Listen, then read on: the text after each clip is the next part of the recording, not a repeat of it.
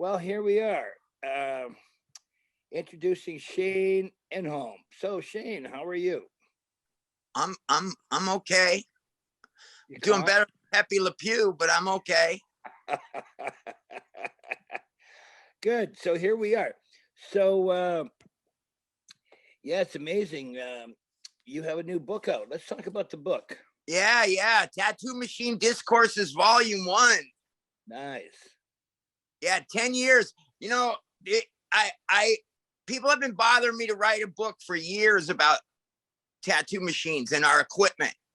And I always felt conflicted about it because I was taught to never give up the secrets of tattooing. So every time I would get started on it, I would think to myself that it was against the very core of what I was taught as a young tattooer. But COVID and everything that happened put me into a corner where I had very little choice. Well, I think nowadays one thing that's happened, certainly when I was younger, there used to be all these crafts, and crafts had secrets. Right. Specific people had certain glazes that only they knew how to put them together. I mean, Sailor Jerry had a purple ink that he only shared with very few people. That's I mean, right. there was quite a number of secrets that were meant to be kept. But as we crept into the 80s, and then, it just started becoming more popular, and all these people started getting out of art schools and joining into tattooing. Pretty soon, you started getting hundreds of people in tattoos. And then by the time you get to the computer age, it pretty well made all of those secrets. Um, Oh, you know, they're all out. they're all out. And then the other thing was with the advent of the selling of equipment. Like, I mean, they perfected the machine, so there isn't really that much care and maintenance anymore. And you can get, packaged needles, sterilized needles, tubes, everything. So you could almost go to a store and buy everything you need and get a machine that almost is much easier to use. So the skill level tends to be artistic and not really equipment anymore. Well, that's right. Once upon a time, we made all our own equipment. Right. And tattooers had a really great ability at looking at something and changing it to be a tattoo tool. It might not have been originally made for that, but they'd look at it and they'd go, oh man, that'll make a good tool. Let me use that to make needles, or let me use that to make ink caps, or let me use, and so forth. So it could be simple as a ballpoint pen, a guitar string, and a little Walkman radio. oh, all kind, but I mean, even welding rods as needle bars, and many things. There used to be these portion cups you could get at McDonald's that were perfect for ink caps. So Really? tattooers in the early 80s would stop at McDonald's and grab a bunch of those. Also, we used to use Kleenex instead of paper towels. And then, just anyway. Yeah. So really now what happened is it's shifted. And the shift now is for expertise in the history of the machines.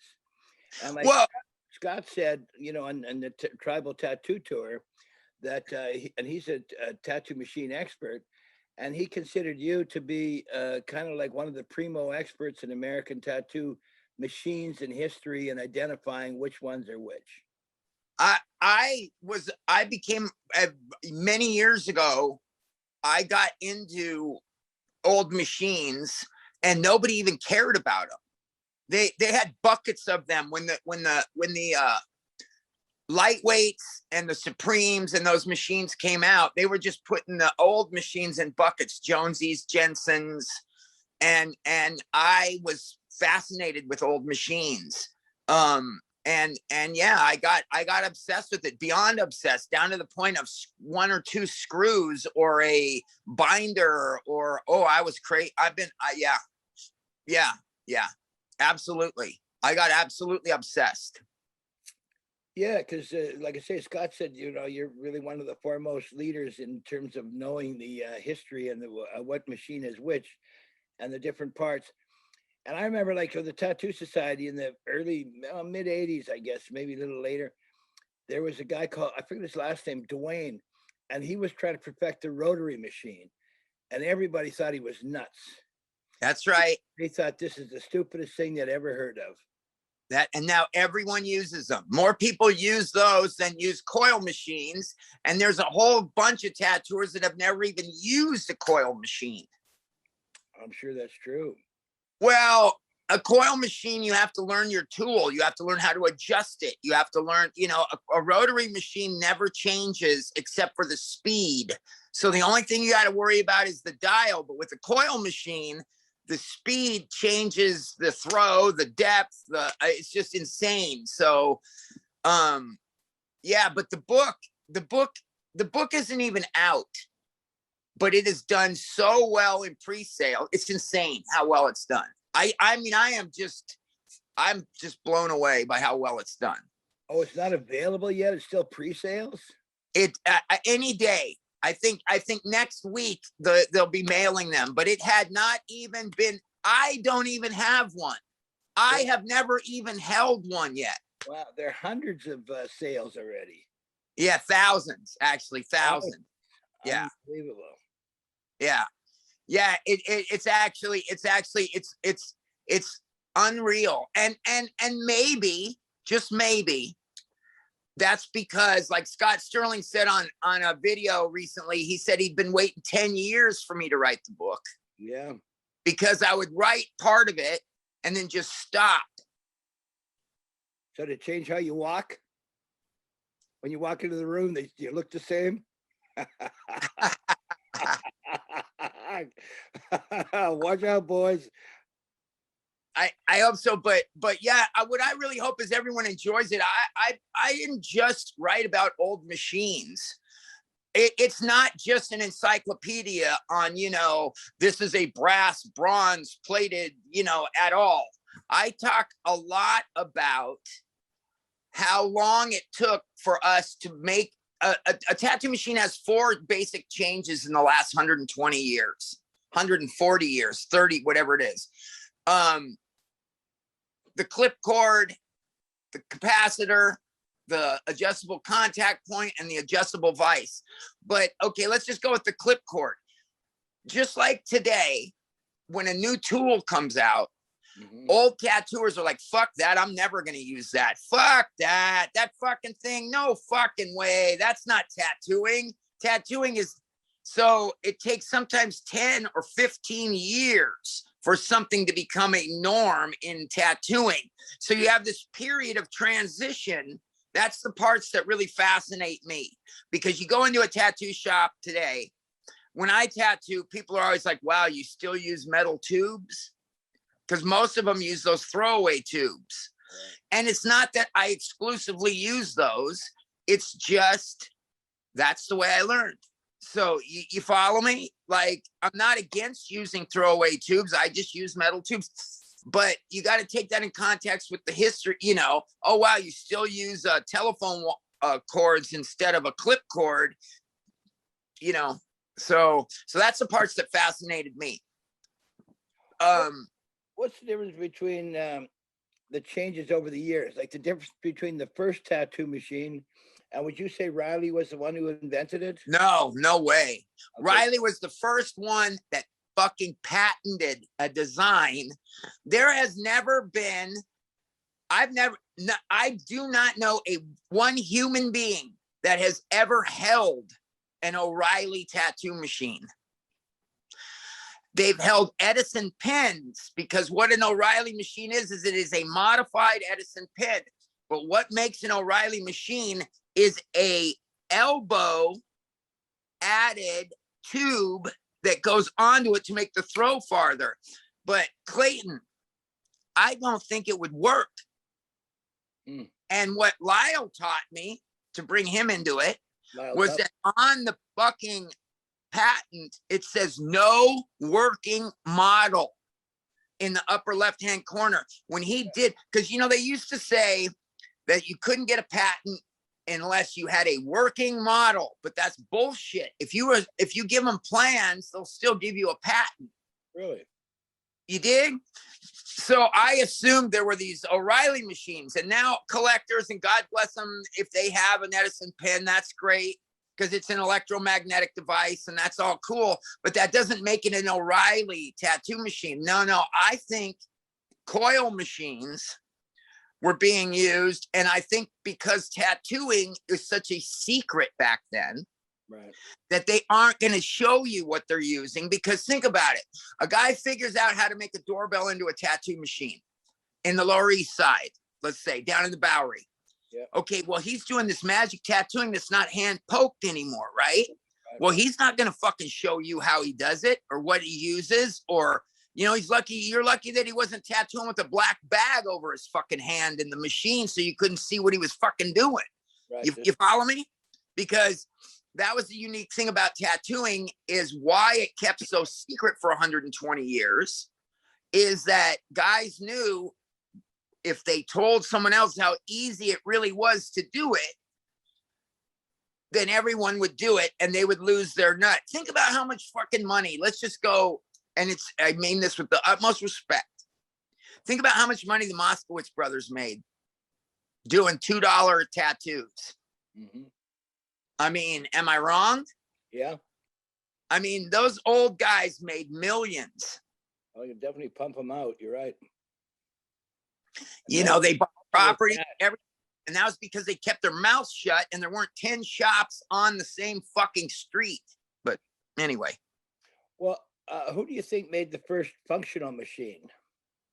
The first functional machine? That's a good question. Charlie Bars, Lou the Jew, some unknown guy I don't know, maybe 5 guys in 5 different areas almost simultaneously. Yeah.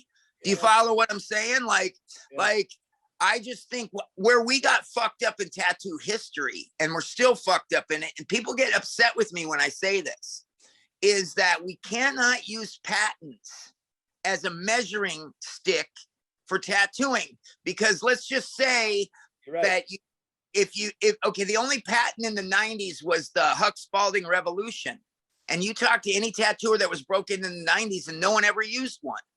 So why would that be any different in when they made the O'Reilly in 1890? Just because he had a patent, I've never even seen a guy with one in his hand in a photo. Yeah, let me give you another example. Wes basically came up with a soundless tattoo machine, a machine that was silent and didn't make a noise. Now, somebody else came up with a similar thing that didn't work as well as Wes's, but they had the lock on the patent. So unless he wanted to spend millions of dollars, he couldn't have gotten to that same place. So you're right. Patents are really a game. And then there's people who are tinkers and make things in their garage or in their shop or whatever. And they make things, but they're not really inclined to a patent. Patent, like you say, is a business, and people have to have that specific form of business in mind and a lawyer that knows how to do it. And I'm sure there's a lot of different machines out there that have been made that just fell by the wayside or whatever. Well, Wagner patents a machine in 1904 or 5, whichever, right there in there, right? Now, there is not another patent until 1929 when Waters does a patent. And I think the reason there wasn't another patent until 1929 is I think when Wagner lost all his money in the fucking depression and the Wall Street crash, Waters saw it as an opening to fucking make his patent because he didn't think that you dig what I'm saying, had the money with the lawyers to contest it. Now, can I prove it? No. It doesn't make it not so, though. That argument's as good as any fucking argument about why Waters chose to do a patent in 1929. When did Jonesy come into the picture? Well, Lyle had a book called Jonesy, the Myth and the Man, and the earliest in there is Sailor West says he met him in 1918. Now, I was obsessed with Bill Jones, and my relationship with Stanley Moskowitz was based simply on my want of information about Bill Jones. So I spent this is 20 years ago now, maybe even longer. I spent a lot of time mining Stanley Moskowitz's head for, okay? Now, he told me that Jonesy, I believe he came after World War I, that what he said to me was that Jonesy joined the military, so he had to be about 18, and that instead of going to war, the generals or the leaders, whatever, the generals, you know, you can sharpshoot me, whatever the fuck they are, they saw that he was really good at fixing things. And so they made him the head of the motor pool for the officers. You dig? Right. So I think when he came around was after World War I. I think he left. He was over there and he fucking did that. Like Moskowitz told me. Moskowitz never told me what war. But by World War II, Jonesy died in 1969. Jonesy was too old to be you know, I mean, he maybe could have been in World War II because they took a lot of people, but it definitely was World War I. So I would say 1918, he wandered onto the Bowery. And the 20s and 30s, when you see like pictures of Mildred Hull, she's holding a Jonesy square back. And that's early, the 20s. So I think what happened is Jonesy did the same thing he did with the generals. He ingratiated himself with Wagner. Wagner's the center of the tattooing world in the Bowery. Jonesy shows up, you know, shows him the wizard with the machines. And, you know, because before that, I think I told you, I think Lou the Jew was the machine guy. I don't think Wagner was ever the machine guy. I think Wagner got guys around him that were machine guys. You see, throughout history, there's certain guys that are machine guys. Right, and there's certain guys that are art guys, and there's certain, you dig? So I think Wagner, because my understanding, and this is just my understanding, and it could be wrong, but is that Lou the Jew Alberts, and Lou the Jew, let's get something straight, that's his name. I didn't give it to him. I don't want to hear no. That's true. So let me ask you a quick question here. Yeah.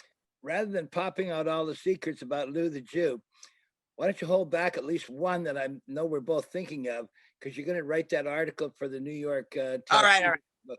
Anyway, so Jonesy comes around. Got it all out of the bag. Okay, Jonesy, and he ingratiates himself, and he comes up with the square back, which is a really unique machine.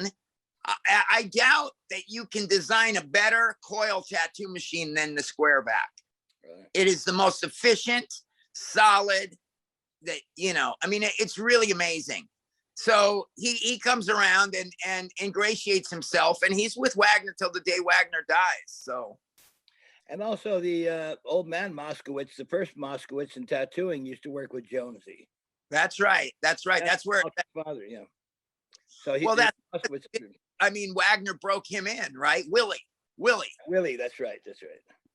And so Stanley, there was a period Stanley sent me pictures of Jonesy. He had copies of Jonesy Flash. He told me Jonesy was a great tattooer, which Colonel Todd used to say, before you buy a machine from anybody, see how they tattoo, because that's how you'll be able to judge whether they make a good machine or not. And Jonesy, they say, could tattoo really good. And what Stanley told me was that there was a guy from Pennsylvania who was a Dutch dairy farmer that would come to the Bowery, and Jonesy would tattoo him. But Jonesy hated the tattoo, which I understand, because tattooing, you got to get close to people, and you're close, and you got to deal with people and drunks and sailors, and you know what. Anyway. Now with that, like, I understand what you're saying about changes in tattooing can take like 15 years. How long was the transition between hand poking and electric tattooing? I would say completely 20 years. Yeah, there was probably still. Yes, that's a guess. Yeah. I mean, but I would say hand poking studios. You never hear about them, but they must have been there. Oh, no, they were. Martin Hildebrandt opened the first tattoo studio in New York in 1870. He was probably, they were, you know, the Wagners, not Charlie Wagner, but Gus Wagner and Maud Wagner. They were hand pokers. And, you know, I knew hand pokers in prison that were really fucking good. I mean, really fucking good. You could look at a tattoo they hand poked and you couldn't tell it was hand poked. You thought a machine did it. But they probably, when the machine came along, they were probably like, that's not tattooing. Tattooing is hand poke. It's a hand craft. Now, they probably were all over that. And it took years for it to assimilate. I'm sure that's true. You know, I mean, it's not guesses, but how did it get passed around the world? Like all of a sudden, I mean, in England, you know, the level of tattooing in England, like America seemed to stick with the flash and things. But in England, like people like McDonald's and there was other people that did really amazing, sort of full on what we would consider black and gray or whatever kind of scale and quality of tattoos. I mean, Bichette's, his drawings and things, I mean, the quality is like really high. Yeah, that's true. And America, and I remember like Willie Robinson, he has a traveling museum. When I was with Wild Style and Tattoo Messe, he used to go around with his museum, and he had flash in that. And there was like people doing full on butterflies and things all the way across the back. It wasn't like just copying dragons from China or whatever, Japan or whatever. These were like full on tattoos. Okay. See, a really good way that it's just the way I think of it. But like oil painting, right? Mm-hmm. Okay, when Rome was at its height, you had depth in paintings. When you look at the frescoes of Rome, they had depth. Okay, Rome falls, and then you get this iconograph kind of flat Jesuses and flat Marys, and you follow me? Right. Then the Dutch come back, and they bring and German and Van Eyck and them, and they start bringing this rendering back that you did. And I think tattooing, it's the same fucking thing. I think it goes through periods where it's super artistic, and then that art gets lost as those tattooers, and then it can, you know what I'm saying? And it ebbs and flows, just like Renaissance and oil painting. Same fucking thing. Right. See, the other thing, I wonder if hand poking came back sort of like the end of the 19th century and beginning of the 20th. The reason I ask that is because wealthy people from New York, there used to be pamphlets around where they would go to Japan and watch the old masters. And the old masters had to be doing tabori. So somebody must have in England or in New York been tabori here. Well, that's right. The travel brochures had the addresses of Japanese because those two English princes got those dragons tattooed on them, and then it became royalty and that kind of, you dig? But I'm not so sure if the art of the hand poking came back. Hand poking is at a resurgence now. Yeah, I have friends of mine that complain because an 18-year-old kid comes in and he wants to do a tattoo on him, and the guy says, I want it to look hand poked. Right. Well, actually, when I traveled with Wild Style and Tattoo Messe, Johann's show, there was a number of people that were hand poking. It was big in Europe. There's a lot of people. Well, Europe, yeah. That doesn't surprise me, and I mean that doesn't surprise me at all. Europe has its own rhythm in tattoo. You know what I mean? Like I like Europe. I like going there. I like hanging out with European tattooers. You know, there's a few, just like in any crowd, but you know, the snobbery in American tattooing has just reached new heights of insanity. I mean, I don't really see that in Europe. Yeah, that's what I don't see it in Europe either. They were very, very like, hey, what's happening? You know? Right. Yeah. That I found that in Europe too. I mean, in America here, there's a tremendous amount of snobbery and, you know, the TV stars and a lot of that stuff. And the price per tattoo, and there's all these sort of competitions that I didn't really see existing in Europe in the same way. Yeah, nah. I didn't get that feeling when I was there either. They were very inclusive rather than exclusive. But what do I know? You know? And, you know, I can't think of his name right now, but there was the Italian that came along with the whole psychology thing and turned tattooing into criminal, the insane, and the military. And he took that whole edge off of the high class, the King of Denmark getting tattooed and all of that.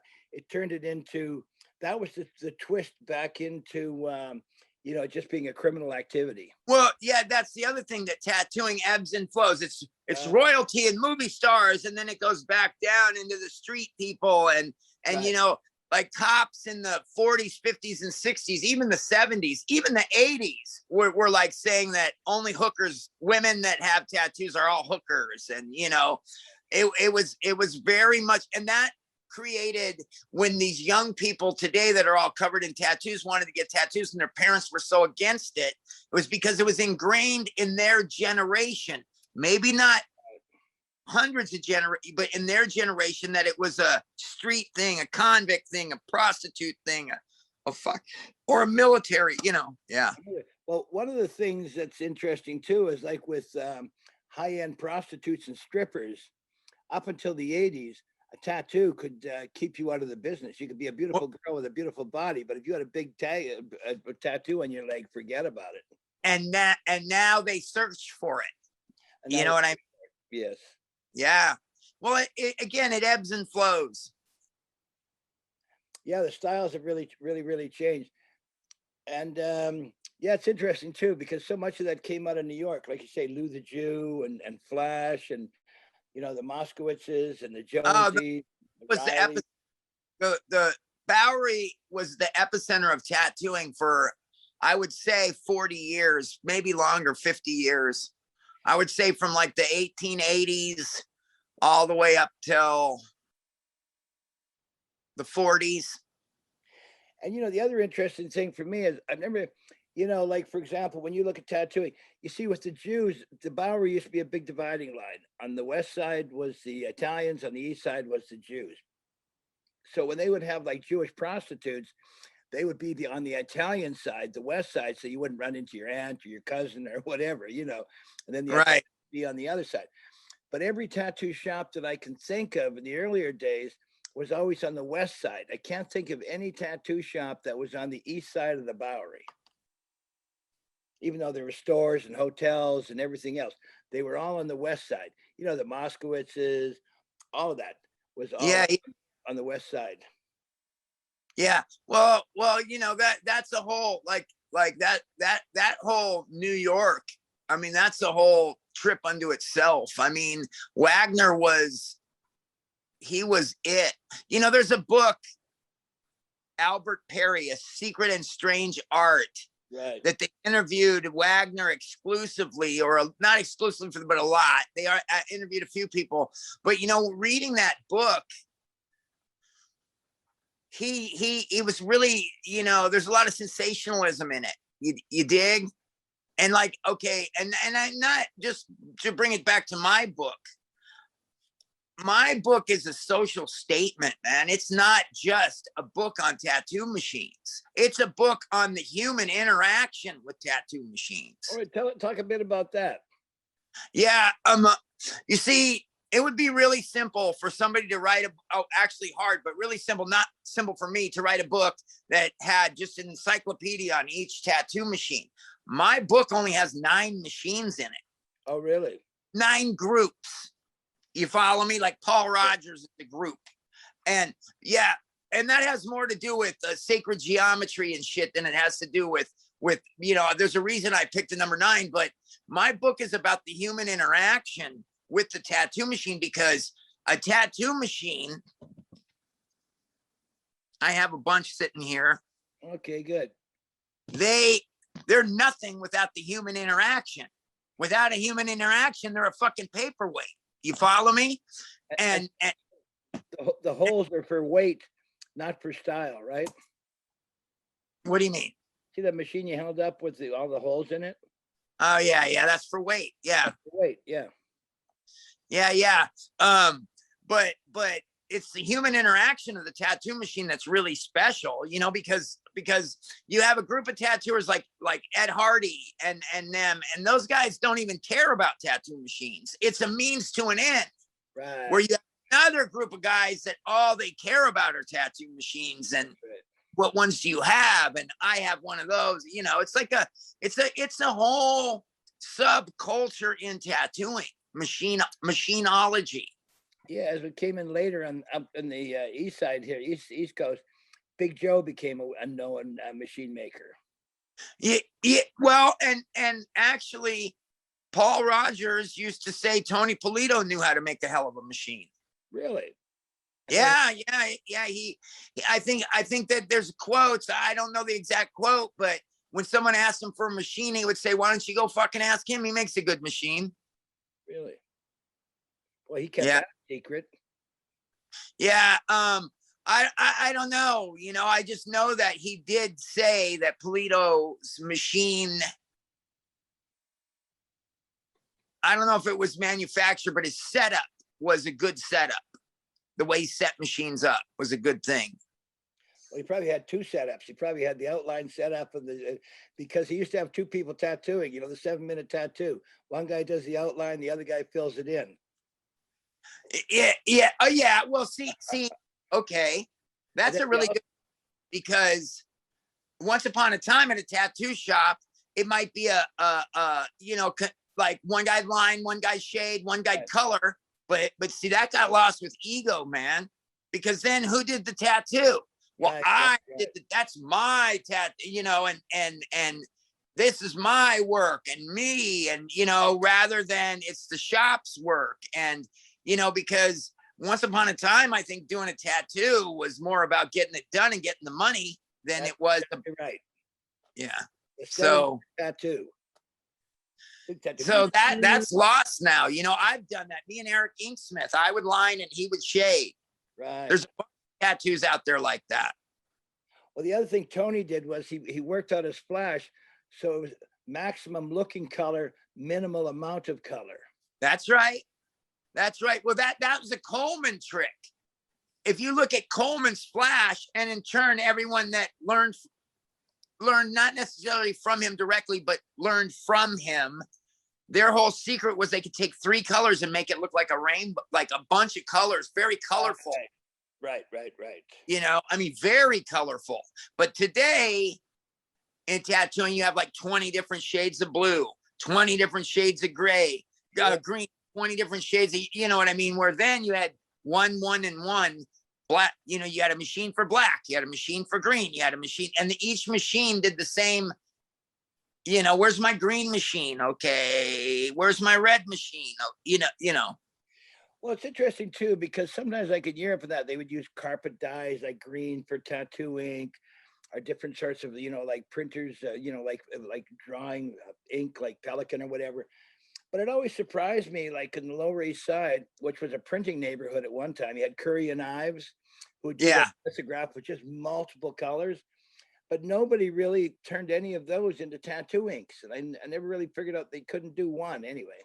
Wasn't Fazandi and Spurl also there? That was the big ink pigment company that Huck ended up buying. Could have been. That was there.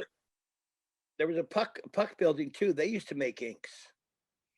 There's a puck building here that's got a little guy outside with a top hat, and that was an ink making place. But Sailor Jerry was known because he had a special purple. Right. Okay. See, but here's the thing that you learn. Most people now, they know this, but when I was oil painting, you can always see examples. There's even a couple in my book. I started getting obsessed with the old masters, the Renaissance, the Dutch masters, and I started making my own paint with oil, linseed oil, and grinding it, Right. The same fucking pigments used in that are in tattoo ink. The pigments are all similar. Some are safe to be in the human skin and some aren't. In prison, in Raybrook, New York, when I was in Raybrook, it's the one joint that they used color ink. They had a printing factory there where they printed all the printed material, like the brochures and shit for the Bureau of Prisons. Right. And he used all that to tattoo with. All that red, green, blue, all of it. Right. We'd smuggle it out. Yeah. I mean, that's one thing that's interesting too, is with Freddie Negretti in the prisons, they had those steno machines, with the purple paper that they flipped. That's right. So he was a guy that was credited with taking that paper and doing the drawing on it and using that. That's right. The breakthrough from the plastic stencil. That's from the joint, because those ditto machines, that shit doesn't wipe off. Yeah. So It was the first thing they were using that would, yeah, I know it's a trip because the joint actually added to the evolving of the street in the tattoo. Yeah, that's right. Exactly. And the black and the gray. And the other thing is, I used to be a printmaker many, many years ago, and I was a technician at the art school. And I used to have to make inks. So you would get Right. powder, but with printmaking inks, you put oil in it. So you Right. pigment, and you'd call mulling it. You would keep on rubbing it Mold, down. with the mold, right? The Yes. glass mold, right? Yes, that's right. That's right. Same thing with tattoo ink. You just mix different. You dig what I'm saying? But Yeah. now they're having a big thing. I don't know if you heard in Europe that they're going to discontinue blue and green, like blue 21 and green something. But what I don't understand about that, and why I think that's just a power play, is where's all the evidence that this shit fucked people up? Where's all the studies? I mean, there's been green ink in people for the last 140. Where's all the evidence? Where's all these people with the fucked up? You dig? So I don't think it has anything to do with true health. I think it has to do with render under Caesar, motherfucker. Right. And the red ink was really the one that had the possibility of most people reacted to. Cadmium, That's yeah. right. And you know, Wes talks about this because Wes is always sort of on point with this, Wes Wood, because the thing that's happening is if you can control the inks, you control tattooing. And you're absolutely right. The game is to take over the business. That's all it's about. And you get to be the ink guy, you got the business. See, even when we talked about this right now, I contemplated talking about it because there's a train of thought that don't give it any energy, because dig it. If you're a tattooer, like I was in prison and stuff, you know, you're going to fucking look tattoo, whether they say it's legal, illegal, you know, oh my God, that's illegal. So what? Now you ain't going to use blue and green? Bullshit. You just find some blue and green and use it and keep your mouth shut. You dig? Like, of course. But yeah, it's just a way to manipulate the market. And it's like you were talking about before. There's the people that make machines, and there's the guys that do tattoo. There's kind of a difference, you know, the machinist guy and the art guy. And it's like the ink guy. The ink guy is like the machine guy, only his specialty is inks. And right. Inks and money. It's always attached to money. Right. Now your book is called The Discourse. Yes, Discourse. So Tattoo Discourse, Volume 1. There you go. Discourse. You should look the word up. It's a very good word. And how I got it was there used to be these books called Discourses in Magic. Right, that's right. And Mike Wilson and Mike Wilson's this really great tattooer friend of mine. We were always into magicians. Like when he built me machines, he would put top hats with rabbits, because how I got my name Shano the Great is I was a magician when I was little. So, really? Yeah. So my grandfather. How many fingers do I have in the air? Huh? How many fingers do I have in the air? Yeah. So when I did the book, I didn't want to call it The History of the American Tattoo. I wanted the discourses. We are having a discourse. We are having a knowledgeable conversation. And it's just, the book has patron saints. The first half of the book, the patron saint is Socrates, because Socrates knows he does not know. So I make it very clear 15 times that, look, these are my opinions. It doesn't make them so. Right. So if you're looking for the definitive history on the American tattoo machine, forget it. You're never going to get it, because it's all a gray area that we're speculating.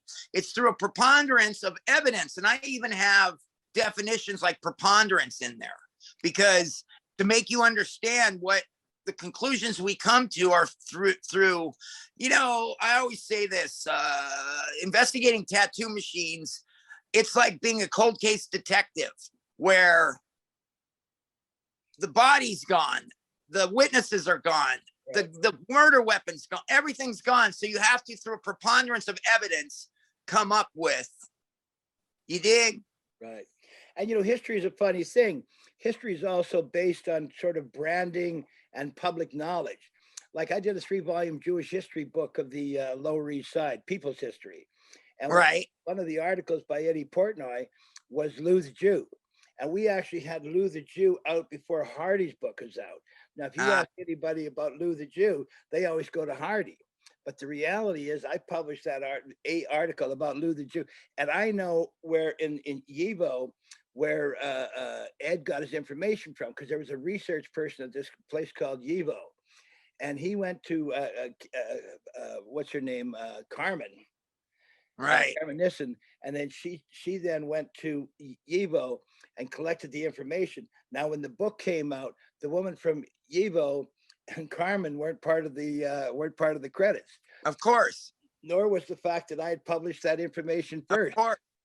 Of course. So history. But it's like that in anything, in music, in anything. Whoever has the bigger name gets the credit until you get down to the basic people. They're like, no, wait a minute. That actually came from Clayton, who can't, you dig? Like then. I'm not saying Ed got it from me, but what that is a discourse, and that's what you're talking about. Right. I'm saying that if you dig deeper, but yes. You see, we're in a world now where everyone, it's just what's in front of you, rather than, you know, right. There's not a lot of people, you know. So how many pages is your book? I think it's 178.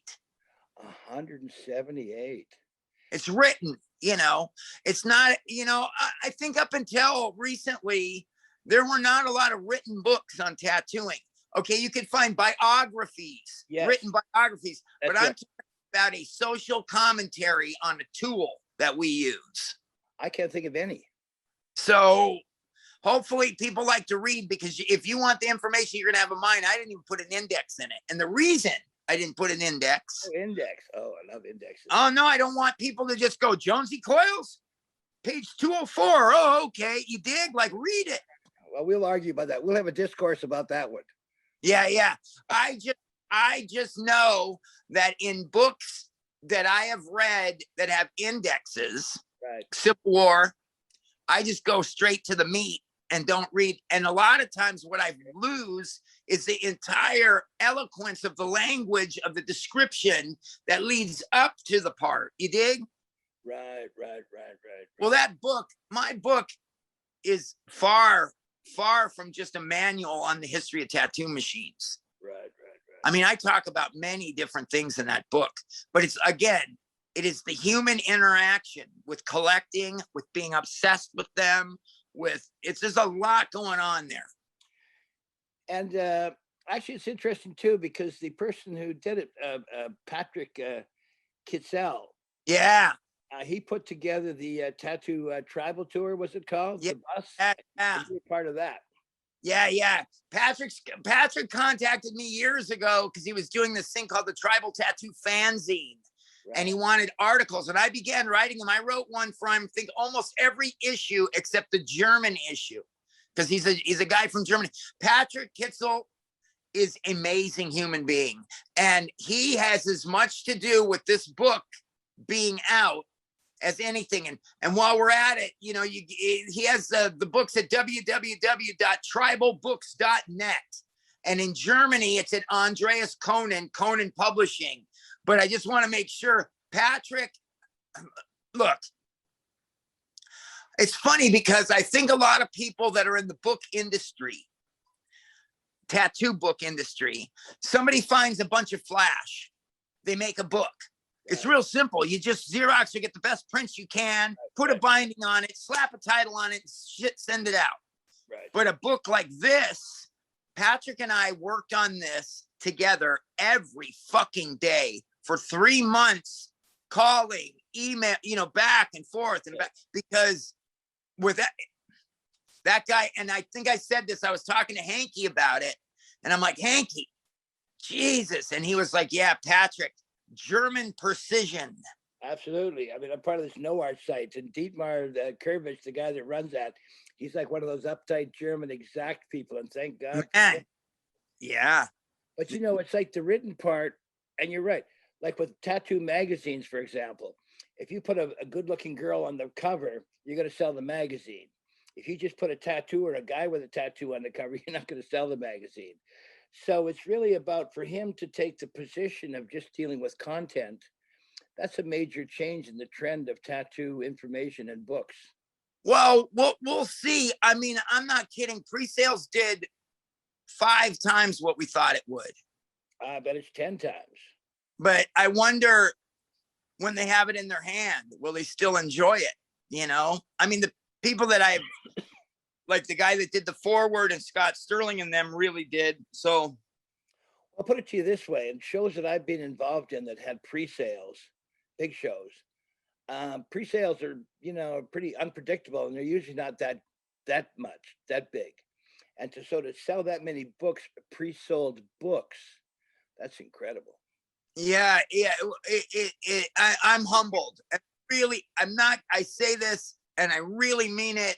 I really hope everyone really gets something out of it and enjoys it. It's really important to me. I kept the price low. I kept the price at $60, which is low for a tattoo book. Tattoo books are more like 100, 120, all the way to $300. Right. But I wanted it to be accessible.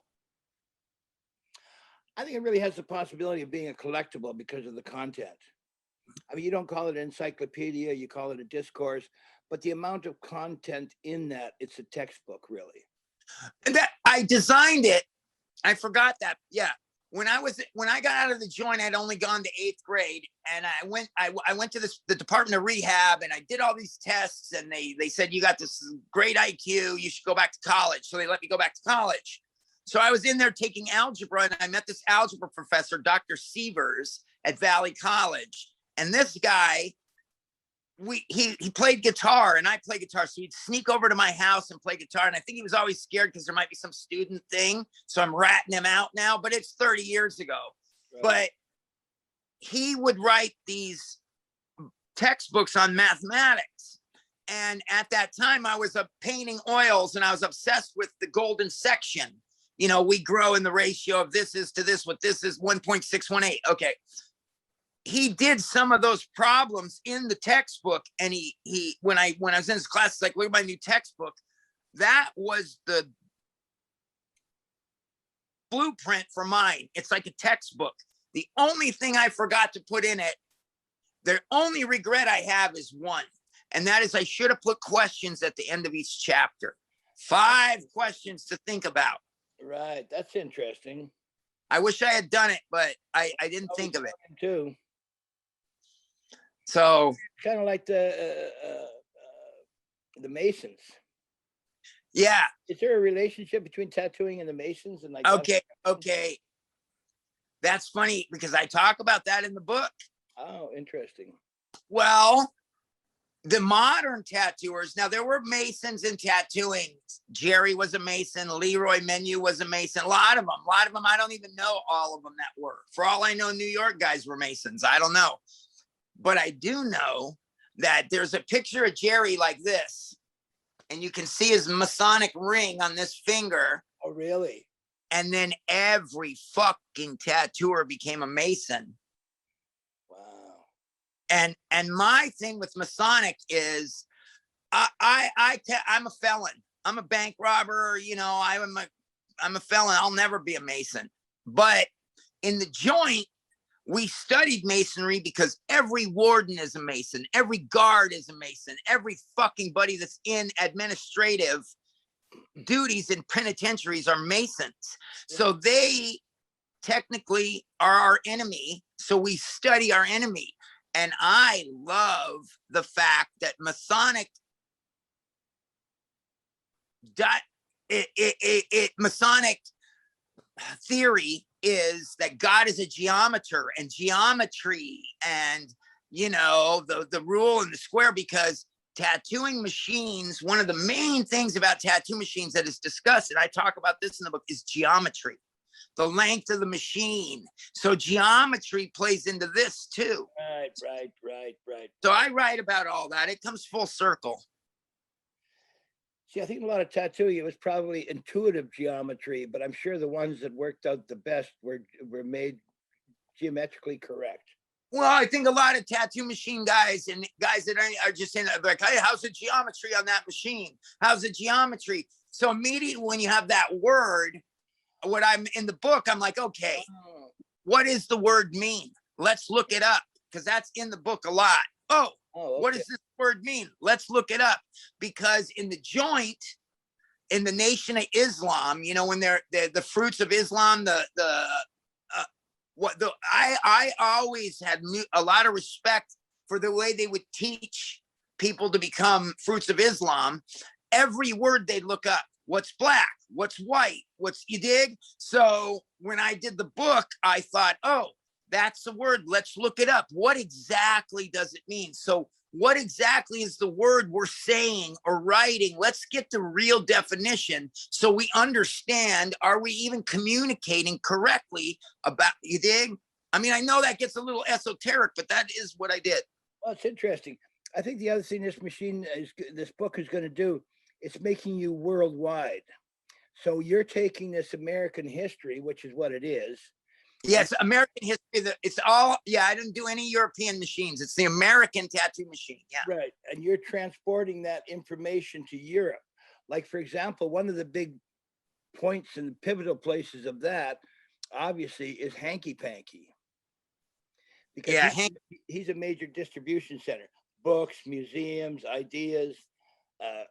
Hanky's the man. I love Hanky. Yeah, and Hanky loves you. We have a really good friendship, me and Hanky.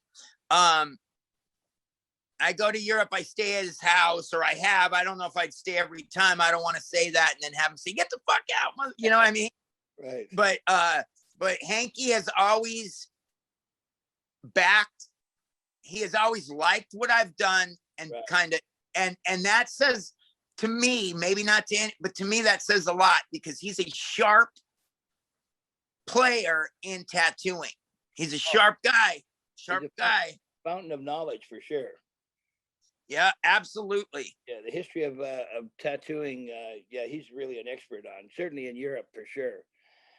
So really between Patrick Kitzel and Hanky, you know, you're kind of becoming really well known through Europe. You're like the disseminator of American knowledge in Europe. Well, maybe, yeah, okay. Let's call it discourse. Yeah. I mean, I hope they like it. Andreas, let me tell you something. I think we talked on the radio last time was right when this thing all hit, the COVID. Right. I was headed to Germany to help Andreas Conan with his German museum. Right. You know, that's why I was going out there to help him, to write stories for his machines, and Andreas too. It's Hanky, Andreas, and Patrick, and the tattooing Uber Alice that did the documentary In the Shoes of Shane Enholm on me. Those guys, Buddy and Sasha, they've really embraced me. And you know what? There's just like I said, they're more inclusive there. They aren't. Their ethos not. It's just different. It's different. One thing I might be able to do is to put you in touch with Willie Robinson, because he has his traveling tattoo machine. Oh no, we talk. We talk. Yeah. I toured with him, and he's a good guy. And yeah, he's a European guy. He's English, but spent a lot of time in Germany. And so transporting around ideas and they're much more open to that than they are over here. There's a lot of paranoia here. They're not as paranoid there, but yeah, I could definitely put that together. So, but also you were going to do a prison thing with Hanky. No, well, two things. I was going to play a prison in Germany, my music, but Hanky and I talked about doing like seminars. I think it was in the mental hospitals there for a while. In prison, okay. But I think it's very similar, because the wonderful thing about Europe is it's not so much punitive. Penitentiaries are not as punitive there. Some countries they are, but the Northern European are more rehabilitation. And so I think that's a pretty wide term, mental hospital. You dig what I'm saying?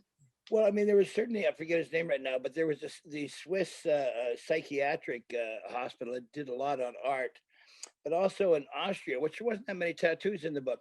I was trying to get a hold of a book about the Stein, which was an Austrian prison, and they had the tattoos in that prison in that book. But it wasn't really like California, where everybody's really heavily tattooed and like that. It was more like hand-poked, more crude kind of tattoos. Well, you know, there's this big trip lately with younger tattooers, and I think it's funny because they're in this big kick about, not to get too political here because I don't, but they get in this big kick about communism or socialism, or I don't know what the fuck it is. But what I always say to them is tattooing is a very capitalist endeavor. You come in, you pay money, you get tattooed. In Russia, that was this communist, the tattooers were pinned in the penitentiary. All these tattoo state approved tattoos, they just make it illegal. Well, the thing that was interesting for me when when we went on Johann Ur's Wildstyle Tattoo Messe tour through Eastern Germany, I photographed as many as I could because the wall hadn't been down that long and there were still a lot of the old tattoos around. But I saw quite a few, and like you said, in America it's capitalist. There it's political. Like they would have a tattoo on the face of some guy with like a Portuguese sailor cap or something, and it meant something. Right. All of these symbol tattoos and a lot of eyeliner.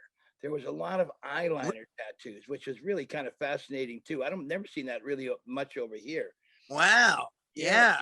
And so I have a bunch of pictures somewhere of a bunch of those prison tattoos. One guy has a Stasi boot on his ass. So really, being kicked by the Stasi.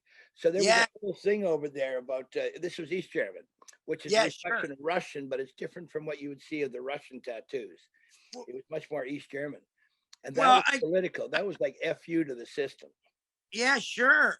And that's what happens. You see, that's why they can take away the ink, but it's not going to stop anything. No, you're right. You're right. Because tattooing, like I always say, it's the most human art form. See, everyone says it's permanent, but it's not that permanent because they're only on your body till you fucking die. So the Mona Lisa is more permanent than a tattoo is in that regard, even though we as humans consider, it's permanent, it's on you forever. No, not really, because you're fucking gonna die, motherfucker. So it's not, you dig? Well, actually, your friend Nate Harmon, he had a bunch when on the tattoo tour. He was there was a conversation with him. He said some very interesting things, like tattooing is more consistent and longer lasting and going back further in history than religion. Oh, it's true. And like he was saying, the repetition, which is what religion is about, that's what tattooing is about, is repetition and the tap, tap, tap, tap, tap, tap, tap, which is very sort of religious in its own way. And the repetition. Yeah. He's a fascinating person as well. He had a lot of very interesting ideas about face tattoos and, owning your own body and changing. Oh, Nate did? Yeah. Yeah, let me tell you something. Nate Harmon. Yeah. He's an amazing human being. There's another one, Joe Nickley, and another one, Brant. Those guys are a trip, man. Those guys they're plugged in. When you first see them, you don't realize how deeply they're plugged in. They're plugged deep. Nate's conversation was extremely interesting. Yeah, Nate's outside the box. Good ideas outside the box. Yeah, he's plugged in deep, man. He is, and I've always enjoyed. Nate and me did the Dillinger Tour together, and I've always enjoyed Nate. He's quite. Tell us about the Dillinger Tour. The thing is, okay, it's typical. Right. Because of his appearance. Right. He sometimes is not regarded. Like he went to the tattoo. Well, it doesn't matter. He went to a group that was gathering for history, and they discounted him because of his face tattoos. Now, had they stopped and listened to what he had to say, he has a lot to say, and he's sharp. He's sharp. Yeah, interesting ideas for sure. Yeah. Tell us about the Dillinger Tour. Well, the Dillinger Tour, I had a record come out of songs I wrote in prison in 2018 called Divine American Pariah.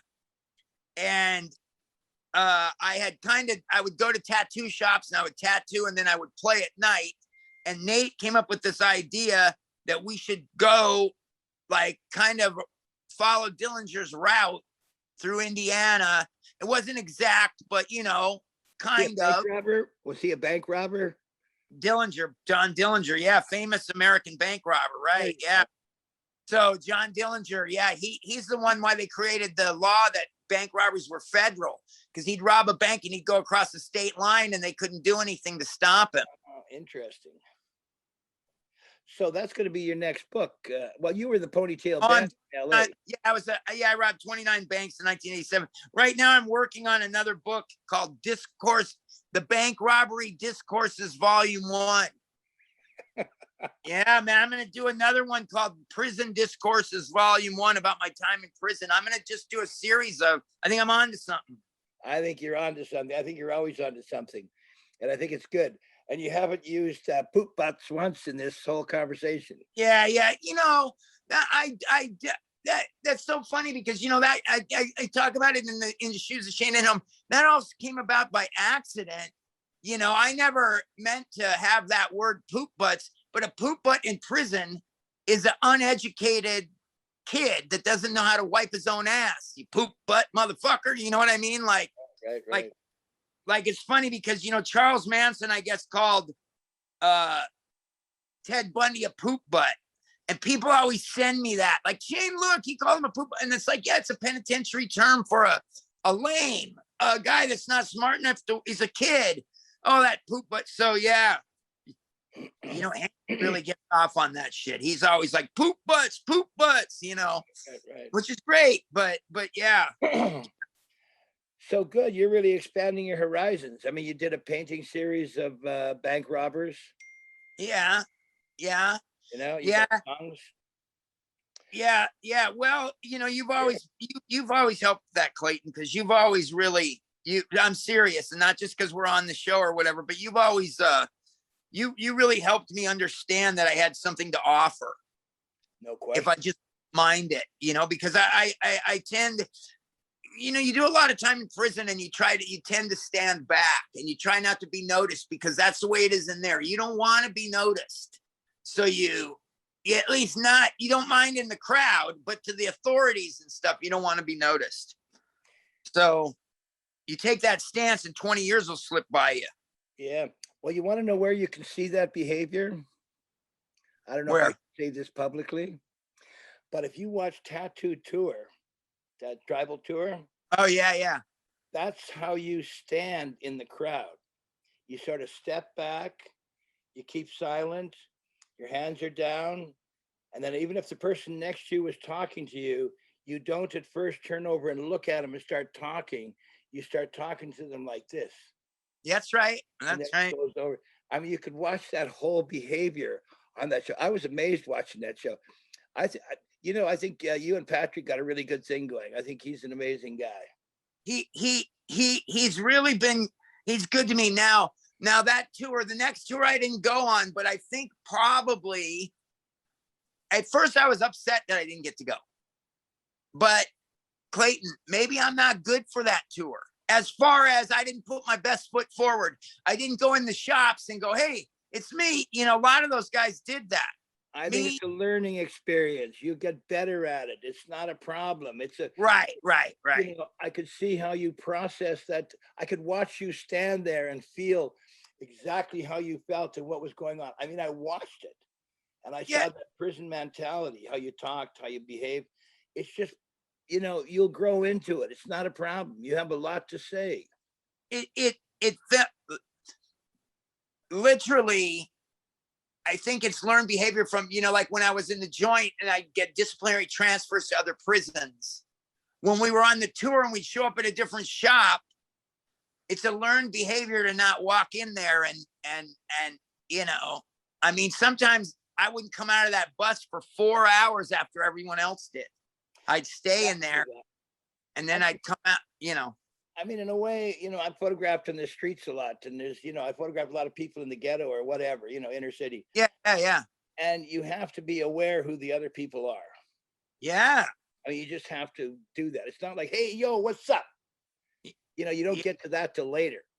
That's right. And so, yeah, you got to be, and I could see where you really learned that behavior and it's ingrained, but that can all change. Yeah. Well, you know, maybe we'll do better now with the book and stuff, you know? Yeah, you'll have something to be really. It's not that it was bad. It just is what it is. Well, the other thing now is you have a person individually and a reason to go in there. before you were part of a group, a herd. Now, That's right. specific reason to go in there was something that you're carrying in your pocket. Yeah, I actually a week from this weekend in San Angelo, Texas, I'm doing a convention. Yes. And I'm going to do a seminar. And, you know. Hello, Shane. Am I still there? Yeah, Yeah, someone you're was called. Charlie Roberts was calling. And I'm doing a seminar there on machines, and you know, people are like, "What are you going to talk about?" Fuck, I don't know. Machines. Yeah, My right. book. I don't know. Well, we're starting to wind this down now, and you got a phone call coming. How's Bob Roberts, by the way? I haven't heard about him in a while. Is he okay? He had his birthday. He turned 75. 75. He's getting vaccinated. He's all right. You know, poor Bob. I think, you know, you reach that age and you worry this COVID thing that, you know, might take you out, you know? I mean. Is he back to being miserable? when they never leave being miserable. That's just a persona of his, you know. Of course. And you love it. And you love him. So, yes, what we're going to do is we always leave on a happy note. So we're going to happy trails to you. I don't know the words. I don't know the words either. I only know one verse. What is the verse? Happy trails to you until we meet again. Again. Trails to you. Happy trails to you. Until we meet again. Okay, from happy trails to you. To you. Okay. Until we meet again. All right, Shane. It's really been an amazing conversation. Amazing. Yes, always a pleasure. Thank you. I think we covered a lot of territory. I want to thank 8 Ball Radio and Emily for being our producer. Yes. And no problem. Yeah. Did you learn anything, Emily? I learned a lot. That's good. Interesting. So let us know when you put it up. Well. And you know, Shane. Yeah, no, plug it. Yeah, plug it around there. Get your own version out there. I mean, maybe it's possible to get this as a YouTube thing and send it out there. I don't think color the world. We'll color the world. You remember those days? Crazy Ace and yeah. Right. Yeah. We color the world with tattooing. All right. Thank you very much, Shane. Very interesting time. Always interesting. Care. Yep. Thank you. Bye-bye. Bye.